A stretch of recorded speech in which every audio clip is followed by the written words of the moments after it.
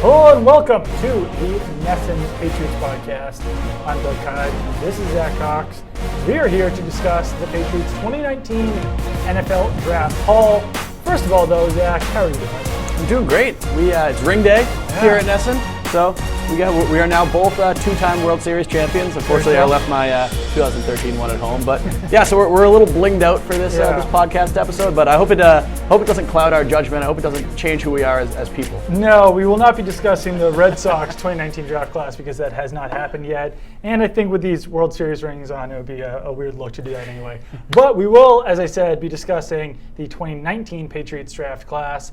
The Patriots selected in this class wide receiver Nikhil Harry, cornerback Joejuan Williams, defensive end Chase Winovich, running back Damien Harris, offensive tackle Rodney Cajuste, guard Yelda Froholt, quarterback Jarrett Stidham, defensive end Byron Coward, punter Jake Bailey, and cornerback Ken Webster. Patriots are really kind of testing us on all the pronunciations of these players. Yeah, they're making us work with the names this year. For sure, but let's just kick things off here. What's the grade you would give the Patriots 2019 draft class? A-, B+. Overall, I think that this was about as good of a draft as I think they could have had. And now draft grades are always kind of strange to make right after the draft because we obviously don't know how any of these players are going to be as NFL players, but other than maybe getting a tight end, which we viewed as a pretty big need for them, they pretty much hit everything they needed to hit. I guess you could say the Damien Williams was a bit of a strange pick in the third. Damien Harris. Speaking of names, I've messed up Damien Williams or Damien Harris as Damien Williams, and I've messed up Joejuan Williams as Joejuan Bentley, which I'll probably continue to do throughout the offseason, so bear with me. I'm sorry. But that's the only pick that I guess you can really even sort of question. But he was pretty much the best player left on the board at that point. Probably the second best running back in this class. The Patriots got him all the way down in the third round. So overall, I think this was a very solid draft for the Patriots. What are you thinking? Yeah, I'd probably go with a B+ for this draft. And I've seen a lot of A's. I can't really disagree with it, but I would give them the B+ just because they didn't get that tight end. And I really did view it as being the second biggest need in the draft, maybe second or third, but certainly in the top three needs, right up there with wide receiver, which obviously the Patriots took, and offensive tackle, which the Patriots took. So the one player just missing there was tight end, but there's a very good chance that they could acquire a veteran tight end through a trade or through some other means. I don't know who's going to be cut. There are still possible ways to get a tight end, and Patriots aren't in ideal shape at tight end with Matt LaCosse, Austin Seferian-Jenkins, Ryan Izzo, Steven Anderson, Jacob Hollister, and the undrafted free agent Andrew Beck from Texas. Definitely not an ideal situation there with their tight ends right now, but it could be worse. And in my 53-man roster projection that I put up today, I had LaCosse, Seferian-Jenkins, and Izzo as the tight ends. You can make do with that. Yeah, and as you said, too, every team kind of radically changed its roster, or most every team radically changed its roster during the draft. So there are players who maybe weren't available before the draft that might be now. A guy that's been talked about a lot is Kyle Rudolph from the Minnesota Vikings. The Vikings drafted Irv Smith pretty highly in that second round there. So maybe Rudolph, who's a veteran going into the last year of his contract, been reasonably productive over his career. There's been reports that he could be on the block and that the Patriots might be interested in him if he is. So that would definitely be a player that would kind of fill that need. And I'm sure there are going to be other kind of candidates that pop up around the league over the next couple months. So the Patriots roster is not, even their 90-man roster is not totally set at this point now. There's still a fair amount of change that could happen before training camp starts. Yeah, and they do only have, they have one spot remaining on their 90-man roster, I believe. It's either one or two. I'm not totally sure where they stand, but even with the roster currently constructed, they do have a place to add another player at this point. So let's just go pick by pick. Nikhil Harry, we're all kind of having trouble with this name. I don't know why. I don't even want to say it, but I feel like the name should be K''Neal, but it's not. It's Nikhil, and I'm never going to say that other possible name that it would be again, but Nikhil Harry, I thought this was a great pick. He's a 6'3", 225-pound receiver, very good at contested catches, very good with the ball in his hands after the catch, doesn't get a ton of separation, and part of that is that he's not the best athlete as a wide receiver. He ran like a 4.53 40-yard dash, 7.05 3-cone. He had a good vertical leap, which is obviously very important, especially for a tall wide receiver, but he's not the guy who's going to get wide open based on his speed or his agility or his quickness. But if Tom Brady throws a ball to him where he's kind of draped by a cornerback, there's a good chance that he'll not only catch the ball, but then free himself from that defensive back to pick up 50, 60 yards downfield. That's the type of player that he is after catching a pass. Very good on bubble screens, very good on short passes, just because he can take off. He's, like I said, 6'3", 225. He basically looks like he's a big running back when he's running with the ball in his hands. So I really like this pick. For me, it probably got, I'm not going to grade every pick, but this was like a B+ pick to me. I like this pick a lot too. It was obviously a departure from the norm for the Patriots, who had not drafted a wide receiver in the first round under Bill Belichick until they did get in Nikhil Harry this past week. Nikhil. I was just about to say earlier that Nikhil Harry's name hasn't been causing me too many problems, and there we go. So anyway, Nikhil Harry. I also really like this pick. I think he's a very good player. I think he was one of the best wide receivers in this draft class. Ended up being the second wide receiver drafted behind Marquise Brown, who went to the Baltimore Ravens a couple picks earlier. There are some concerns just with the kind of player that he is, since so much of his game in college, you mentioned the lack of separation, so much of his game in college was based on just kind of bullying guys that he was either bigger or more athletic than, or both. You can do that at the NFL, but every single defensive back he's going to be going against is going to be significantly better than what he was going against in the Pac-12. So that's always kind of a concern with these guys that just use kind of brute strength to kind of as sort of the hallmark of their game. We'll see how he adjusts to the NFL level. The Patriots obviously have pretty high hopes for him, being drafting him in the first round for the first time under Bill Belichick. But I'm interested to see how he comes in, whether he's able to sort of translate that kind of explosive ability after the catch and that kind of jump ball contested catch ability, whether that translates at the NFL level. This is going to be an unbelievable segue. You won't even, it's going to catch you off guard here. But Nikhil Harry will be bigger than most cornerbacks who go up against him. One guy he wouldn't be bigger than is Patriots' second-round pick, that's a hell of a Joejuan segue. Williams. And I almost feel like these picks almost have to be tied together because of that, because Joejuan Williams is one of the few cornerbacks in the NFL, maybe the only cornerback in the NFL at this point,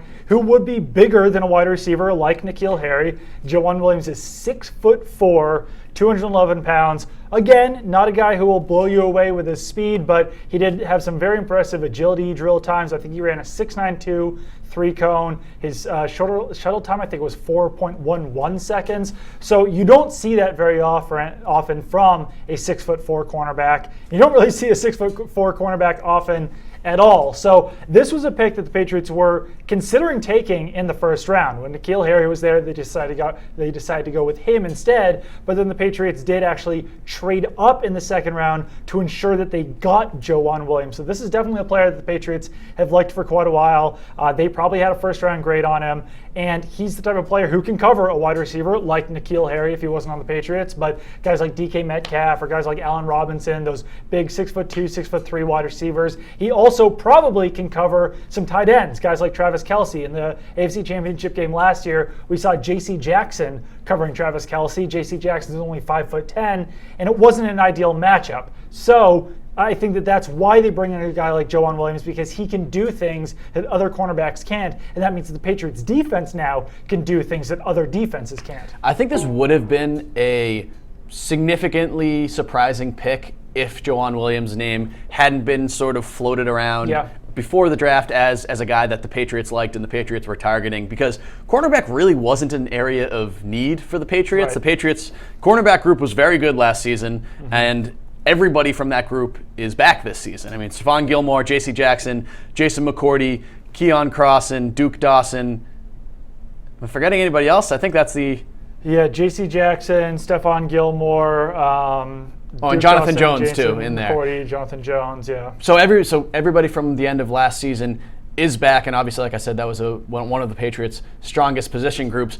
But when you look a little bit closer at what Williams can bring, he has size that nobody in the Patriots secondary really has. They don't have, no cornerbacks in the NFL really have the same kind of size as Joejuan Williams. I'm going to be really interested to see how he kind of how the Patriots utilize him. Nick Caserio said right after the draft that they don't know what they're going to do with Joeon Williams yet. They just like his traits, and they're going to see how it goes.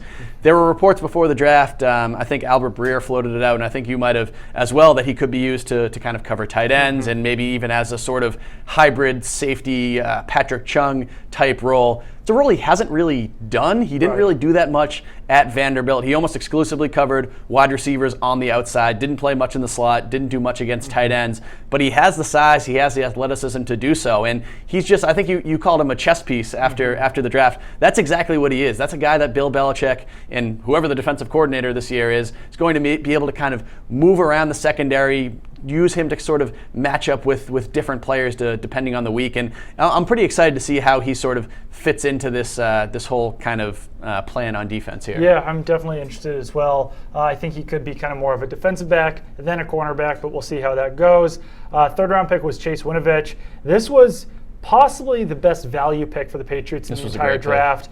Patriots really didn't go off the board with any of these guys, not too far off the board at least. And Chase Winovich is kind of a do-everything defensive end. He's a great run defender, great pass rusher. He's a little bit undersized, about 6'2", 6'3", somewhere in the 250-pound range. But the Patriots have taken a player like that in the past, and Derek Rivers, who was around the same size. So this isn't too far out of the mold for the Patriots at this point. I think that Winovich has the chance to be a day one starter in the defense, and some of that just has to do with the other players that are there at defensive end. He'll be competing against John Simon, a guy like Derek Rivers, Keontae Davis, Ufamba Kamalu, Dietrich Wise. But Winovich does seem like the type of guy who's most balanced out of those other players that I just mentioned, who can not only rush the passer but also defend the run. Absolutely. I think defensive end was one of the biggest areas of need for the Patriots going into this draft, and I think Chase Winovich probably has the best chance of any Patriots draft pick to really, if not start, at least make a significant impact right away, because just watching him on tape, he just looks like a Patriots player. And then when you dig kind of deeper into his testing numbers and his production at Michigan, it really sort of paints the picture of a guy that would have success in the Patriots system. One of the more interesting kind of stat oddities that I found from this draft class is that Nikhil Harry, got it right this time, Nikhil Harry had 9 more bench press reps than Chase Winovich at the NFL Scouting Combine, which that's not usually the kind of disparity you see between a wide receiver and a defensive end. Yeah. But Chase Winovich actually ran a faster 3-cone time than Nikhil Harry did. So this is a very athletic, very explosive, very kind of quick, shifty defensive end who I think is going to be kind of a real factor in this Patriots defense this season. There are some concerns about him. He's not the strongest guy. He's not particularly long. He's not quite his arms aren't as long as someone like Trey Flowers, but just watching him, he's got that relentless motor, and he's also very athletic as well. So I think this was a fantastic pick by the Patriots. Yeah, definitely. And someone that was mocked to the Patriots pretty heavily actually in the second round, because I think that a lot of people thought that he was going to go off the board around the 50 or 60 range in the draft. Their fourth pick, another third rounder, was Damien Harris, the running back out of Alabama. This was probably the biggest surprise, maybe until we get to the fifth round, but running back wasn't a need for the Patriots. But Patriots have kept a lot of running backs on their roster in recent years. Last year they kept 4 out of training camp. Jeremy Hill immediately got hurt, so that kind of affected their depth there. But in 2016, for a long period of time, they had 5 running backs. In 2011, for a long period of time, they had 5 running backs. So we probably will see 5 running backs on this team again this year. That would be Brandon Bolden, Rex Burkhead, Damian Harris, Sonny Michel, and James White. Damian Harris, more of an early down guy, but he can catch the ball out of the backfield a little bit. He had, I think, 20 catches last season. Some of the draft analysts immediately praised his pass blocking ability, so maybe the Patriots could use him a little bit on early downs as a pass blocker. But, I mean, this is in case of injury to Sonny Michel and Rex Burkhead. Both those guys do get hurt a lot, just stating facts here, and Damian Harris is the type of guy who could fill in for either one of those players. So, I mean, Patriots fans might have been a little bit upset that they weren't taking, a tight end or an offensive tackle or some other position at this spot at defensive tackle, but they did fill the tackle roles later on, and Harris will probably have a pretty significant role this season for the Patriots. I would think so, yeah. This was a guy that was incredibly productive at Alabama. It's easy to forget because Josh Jacobs, his Alabama teammate, was the first running back drafted, basically kind of widely considered the number 1 draft prospect in this class. Harris was actually the starter at Alabama for the last 3 seasons. He had 1,000 yards in 2016, 1,000 yards in 2017, ended up with 876 last year, scored 23 rushing touchdowns. Wasn't, like you said, wasn't a prolific pass catcher, but he did catch 22 passes last year, caught 52 over his career there at Alabama. And this is a guy that I agree will likely have a role in this offense this season, because it's easy to forget now that the Patriots running back crew kind of looked very solid coming into this draft, which is why most people didn't view it as a position of need. But the Patriots, in the middle of last season, were down to having to use a wide receiver as their number 1 running back for 2 straight games, just with Sony Michel's injury history and Rex Burkhead's injury history. Those are 2 guys that you can't really rely upon to be available for 16 games because they haven't proven yet that they've been able to stay healthy. And even with Brandon Bolden now in this group, I view him more as a replacement for someone like Albert McClellan. I don't think he's going he's to. Special team, yeah, he's not going to have much of an impact on the offensive side of the ball unless a situation like last year plays out and you have a lot of injuries at that position. So I don't really view Brandon Bolden being there as kind of an impediment to keeping another running back on that list. So yeah, I'm interested to see what we see from Harris. Definitely a very productive guy at Alabama and a guy who definitely has a chance to make an impact this year. Yeah, I mean, just the fact that he was starting over Josh Jacobs, who was the only first-round running back in this class, really kind of says enough about what Alabama thought about Damien Harris as a player. Patriots' 5th pick was another third-rounder, Yodny Cajuste. I believe it's Yodny. Rodney Cajuste, offensive tackle out of West Virginia. He had some injury history at West Virginia. He also didn't test at the Combine or his pro day because of a quad surgery. So I think that's why Cajuste fell so far down the board. It's certainly possible that if he had tested, and if he had tested well, he could have been, a second-round pick rather than a third-round pick. He was drafted right there at the very bottom of the 3rd round by the Patriots. And this does fill a major need for the Patriots because they really didn't have an obvious backup offensive tackle before bringing in Cajuste.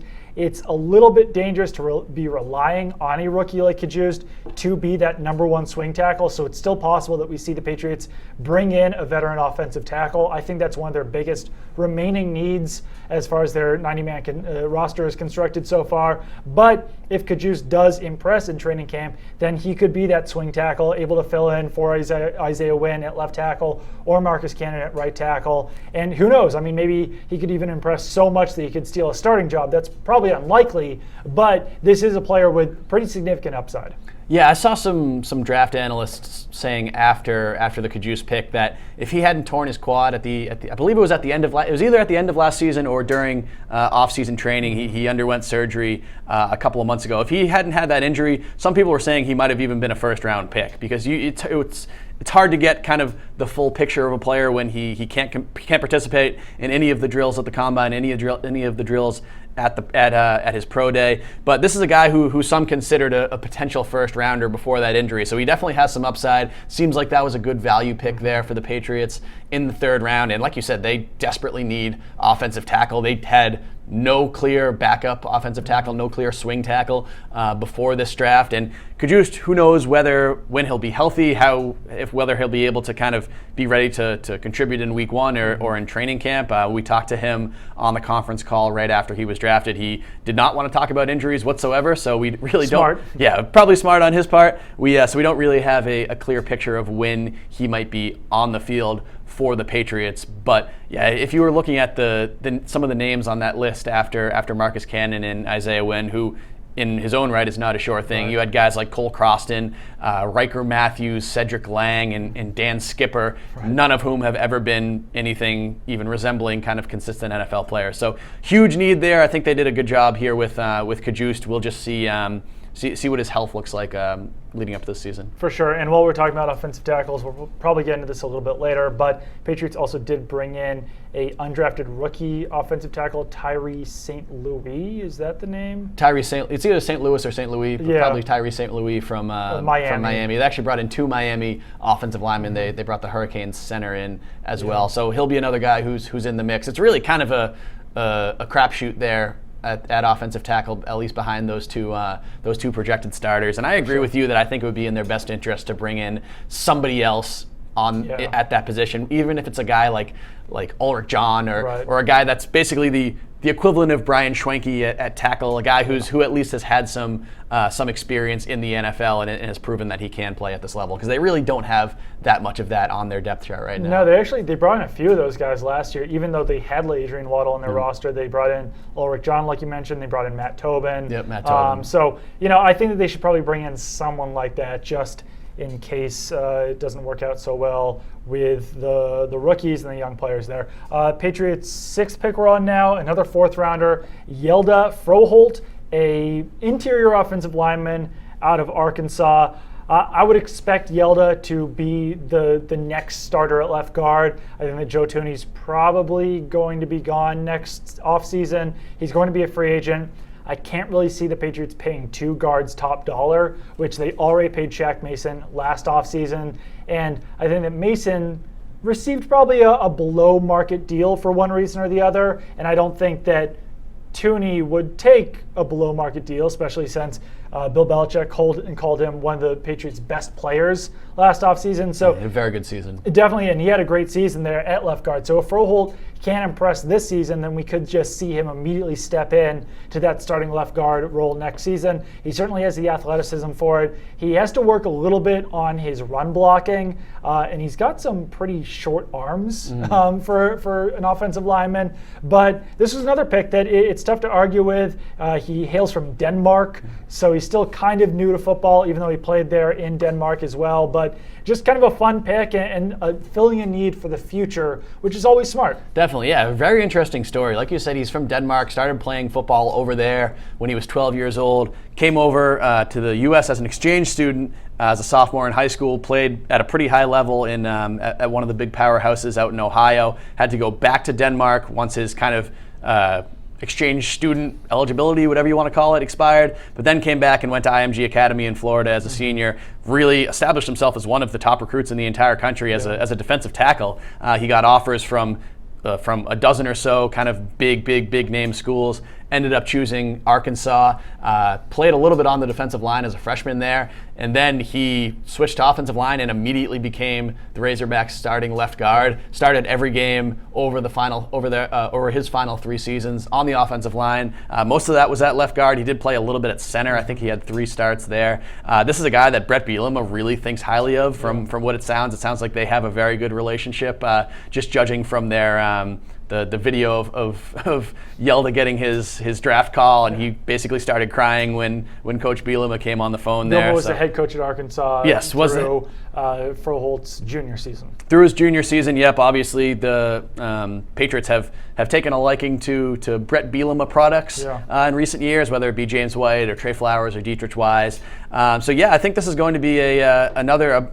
I don't know if you want to call him a project, but he definitely still has room to grow, I think, just because he's still relatively new to the position. Even though he did play it at a very high level at Arkansas, I was looking at Pro Football Focus's kind of pre-draft stats. They said he was the 4th best pass protecting guard last season. I think he let up 0 sacks and something like 5 total pressures all season. So very, very good in pass protection. Like you said, probably has to work on his run blocking a little bit, but he's also a guy that's not going to be asked to play right away because the Patriots do have that kind of interior trio of Joe Thuney, David Andrews, and Shaq Mason set for at least this season. But I'm assuming that the Patriots kind of view him as the heir apparent to Joe Thuney there at left guard. Yeah, for sure. The Patriots' 7th pick in the draft, another 4th rounder was Auburn quarterback Jarrett Stidham. This was a guy who he went pretty much where people expected him to. After his, I guess it was his sophomore season in 2017, Stidham was expected to be one of the top quarterback picks in the 2019 draft. His 2018 season didn't go so hot. The offensive system didn't really fit his style of play. His teammates didn't really help him out much. They lost one of their top offensive linemen. Some of their other offensive linemen had some injuries. They lost their top running back. One of his wide receivers was dropping almost every ball that was thrown his way. So it really just did not go so well for Stidham, but he was still highly viewed coming out of the draft. because of his throwing ability, because of his accuracy, just based on his tangibles or his intangibles. So I liked this pick. I think that if you're going to draft a quarterback in the 4th round, it had to be some sort of project, some sort of guy with upside. And I think that that's what Stidham presents because of that 2017 season. You just have to get him back to that 2017 level again, kind of forget about 2018, and hope that he can find that in the pros now. No, I definitely agree. I liked this pick as well.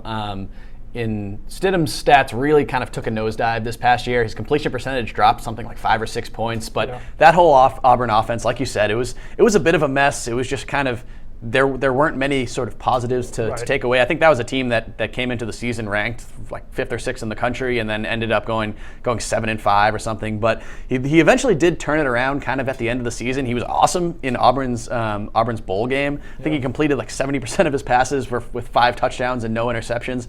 They just really kind of beat the tar out of Purdue, which was a pretty good team earlier in that season. And then, judging by all the reports that came out of the Senior Bowl, Stidham was one of the best players down there. He was actually named quarterback of the week down there, which kind of shows how kind of the scouts and coaches felt about his performance there.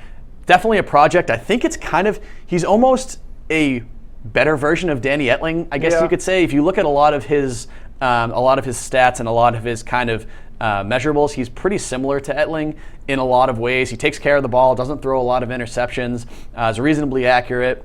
And he, obviously, the fact that he was drafted in the 4th round rather than the 7th shows that his ceiling is considerably higher. So I'm interested to see what the Patriots can get out of Jarrett Stidham. I think this is a guy who definitely has a lot of upside. I think anybody saying that the Patriots drafted Tom Brady's successor is definitely putting the cart before the horse a little bit, because I think it's probably still unlikely that Jarrett Stidham is going to be the Patriots' starting quarterback when Tom Brady leaves. I think his more likely kind of scenario is as a backup. Right. But like we said, he does have the tools. He does have the potential to potentially kind of elevate his game up to that level. So that'll be probably one of the most interesting roster battles, or at least roster kind of developments to watch this summer, is how Jarrett Stidham looks in this Patriots offense. It's at least possible that he could be the successor, which is more than you can say about Danny Etling as a bottom of the 7th round guy. So Stidham definitely, like we said, has potential to at least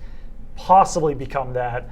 So we'll see how that goes moving forward. Patriots' 8th pick was defensive lineman Byron Coward. He's 6'3", 298, a little smaller than a typical Patriots defensive tackle. So we might see Coward used a little bit more, maybe on early downs as a defensive end. Maybe I think that Nikhil Harry, Patriots director of player personnel, said that he played a lot of 5-technique defensive end during his college career. So probably seeing a similar role for Coward in the NFL. Good run defender.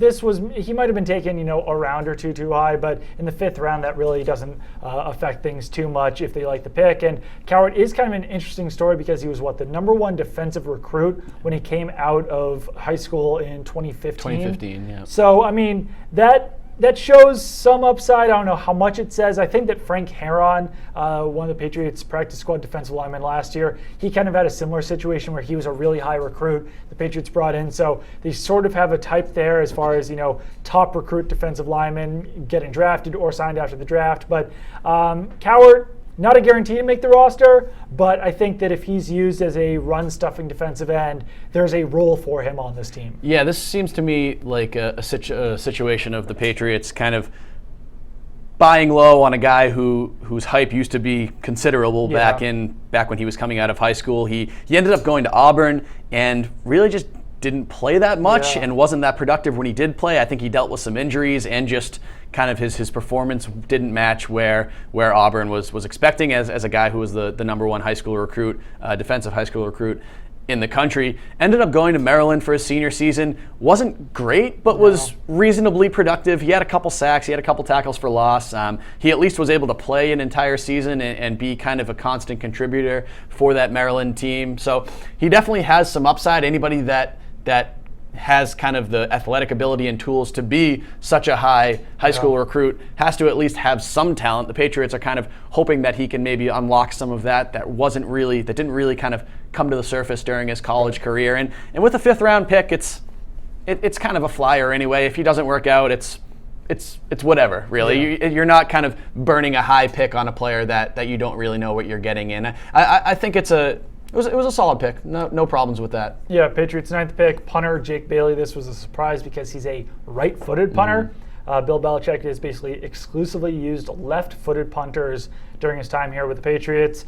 Bailey, though, was a 5th-round pick, so I slotted Bailey in my 53-man roster projection as the Patriots punter. Ryan Allen only has $100,000 guaranteed on his 1-year deal that he signed this offseason, so this is going to be a legitimate competition between Bailey and Ryan Allen, and it's pretty clear that if the Patriots are taking a punter in the 5th round, they see potential upside there. They see that they can maybe improve that position. I think that Ryan Allen's done a great job since he came in 2013. He's been here, 5 seasons now, 6 seasons now, and that's the longest a punter has been with the Patriots since Bill Belichick came in. Maybe Belichick's just ready to see what else is out there. If someone can have, a bigger leg or more hang time or something out of that position. The other thing is that Jake Bailey can kick off as well. And someone wrote, I forgot who it was, that Adam Vinatieri stopped kicking off when he was 35 years old. Stephen Gostkowski is 35 years old now, so he might stop kicking off as well. Patriots were not great on kickoffs last year anyway. So if Bailey can kick off, and if he's kind of on a level playing scale as Ryan Allen as a punter, then you just keep Jake Bailey at that point. Yeah, and kicking off had been a strength of Gostkowski's until really the last year, or the last 2 years, when his legs kind of diminished a little bit. I think you have to view Jake Bailey as the favorite to be the punter on the Patriots roster entering training camp, just because the Patriots used a 5th-round pick on him. They traded up to take that 5th-round pick. They also traded up to draft Coward, too. I'm not sure if we mentioned that earlier. Yeah. Both of those 5th-round picks were trade-up scenarios.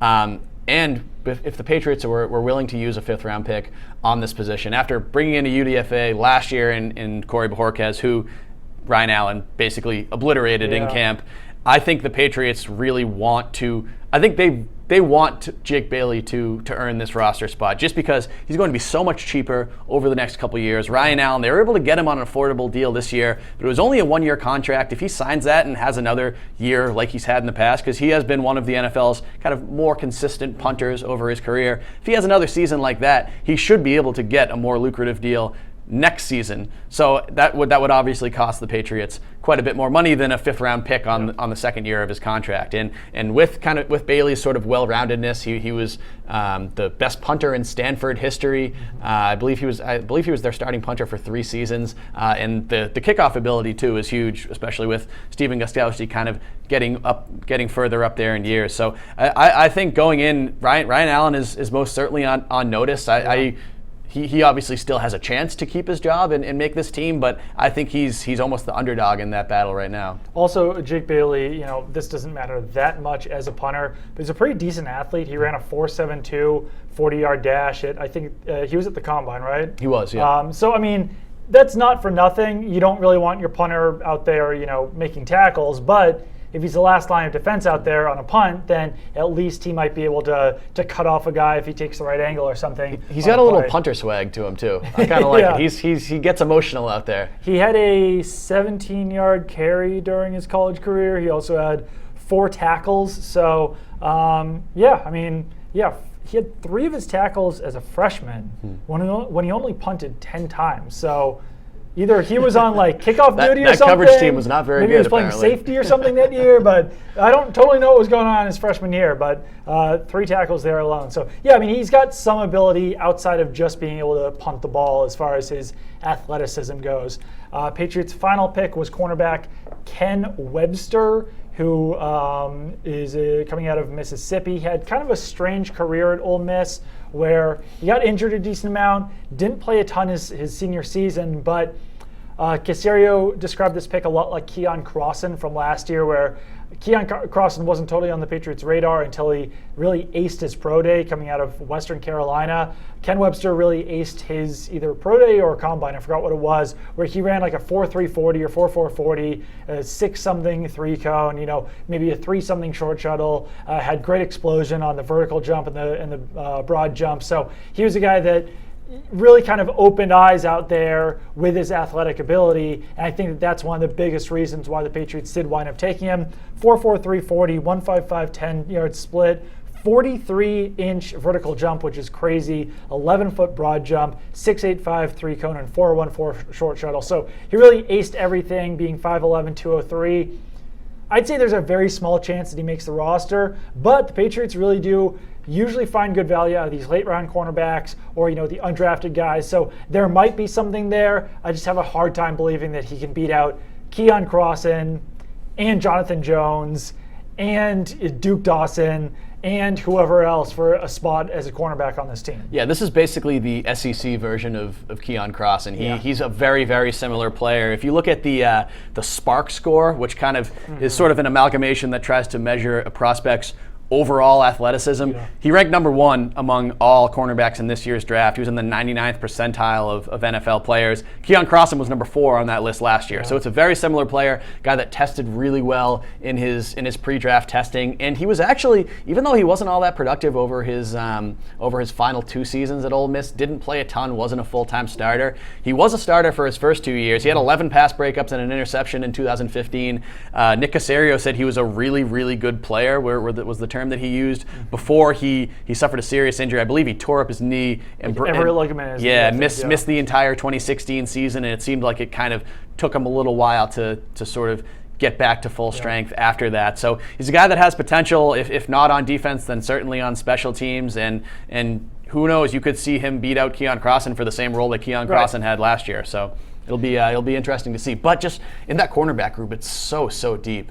Yeah, and I mean, the fact that he did start every game as a sophomore, like you said, he had that knee injury and then, kind of potentially lost out, the starting spot to someone else who was coming in there. But in the SEC, that's not for nothing to be a starter as a sophomore. He was a 4-star prospect coming out of high school, so highly regarded, just suffered that knee injury, then his college career kind of took a turn for the worse there. But, I mean, you can't argue with that as a 7th-round pick. A guy with upside, he might not have played a lot, but perhaps he could play on special teams. Perhaps he could do something else there.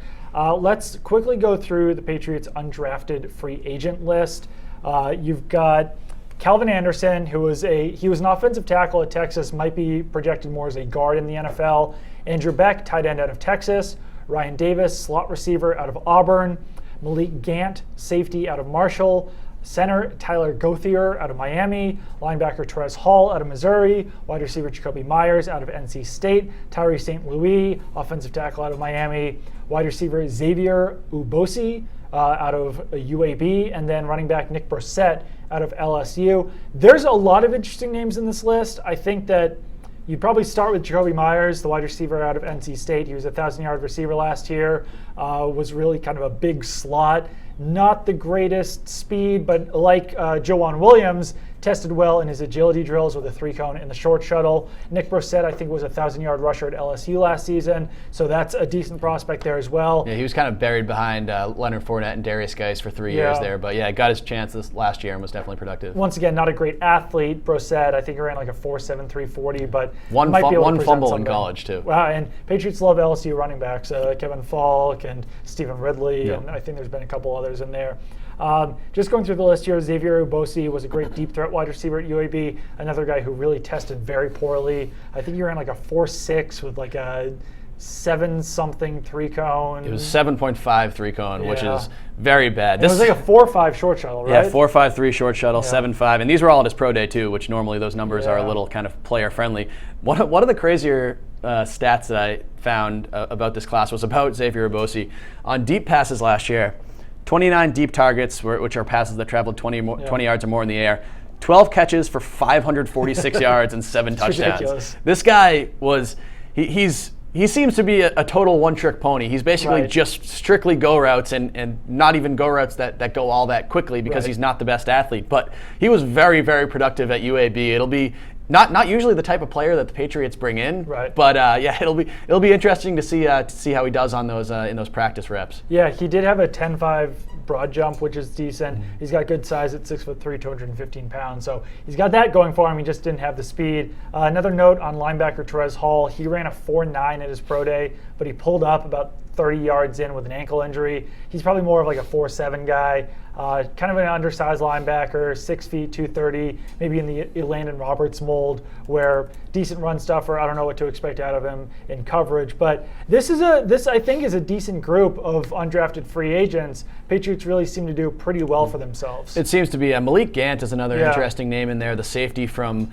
Marshall. This was a guy that Dane Brugler from The Athletic had a 4th round grade on him. NFL.com said it projected him as probably a 5th or 6th rounder. So for the Patriots to be able to scoop up a guy like that in undrafted free agency, that's kind of something that makes you sort of take notice of. Sure. Gant's not a great athlete, didn't test particularly well, not awesome in coverage, but this guy was a tackling machine. He had 195 tackles over the last 2 seasons, 15 and a half tackles for loss, 6 sacks, 2 interceptions, and he did have 14 pass breakups. So he was a pretty well-rounded player, well-rounded defensive back. Was Marshall's team MVP last year, and if this is a guy that if he can't contribute on offense, you can definitely see him as a guy that kind of brings the lumber on special teams. And with considering we viewed safety as a position of not need, but a position that the Patriots might address, and they didn't kind of outwardly address it. We mentioned before that Joanne Williams might see some time there, but this is a guy that might be able to kind of wriggle his way onto the roster if he makes some plays in the right spots. Yeah, he could play a role similar to Patrick Chung, not nearly the same athlete that Chung is, but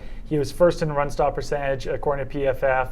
He allowed 18 catches on 34 targets for 206 yards with 1 touchdown and 2 interceptions last season. That was a 56.7 passer rating again. So definitely decent in coverage there as well. Definitely a lot of guys with upside in this group. I would say that if there's a favorite to make the roster at this point, it probably would be Jacoby Myers, just because of what the Patriots have at wide receiver coming into this spring and summer. Most productive slot receiver in football or in college football last year. He led all, according to PFF, he led all draft eligible wide receivers in receptions from the slot. I think he had 92 overall receptions, 85 of them came from the slot. He was a 1,000-yard receiver. This is a guy that I'm a little bit surprised did not get drafted by somebody in the later rounds. And I think I agree with you. I think he definitely has the kind of the best chance of extending this undrafted rookie free agent streak. Each of the last 15 seasons, at least one UDFA has made the Patriots week one roster. So even though these guys aren't people that got drafted, at least around here in New England, these are people that you have to take notice of before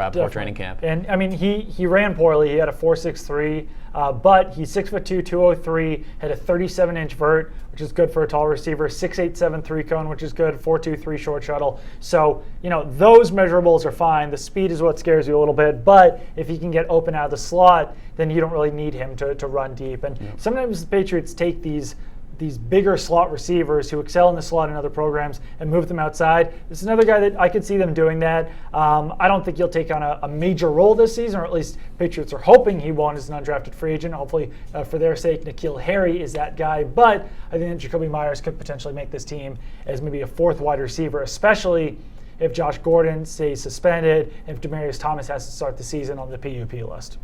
Absolutely. All right, well, I think that'll do it for our post-draft podcast. I think we did that very succinctly. I have to say that we did a pretty good job there. I agree. So I gave us our draft grade as an A. Oh, yeah, A+ even. Keep it on NESN.com for all of your Patriots coverage. Follow Zach on Twitter at Zach Cox NESN. Follow me on Twitter at Doug Kide. And we will probably be talking about OTAs and minicamp before you know it.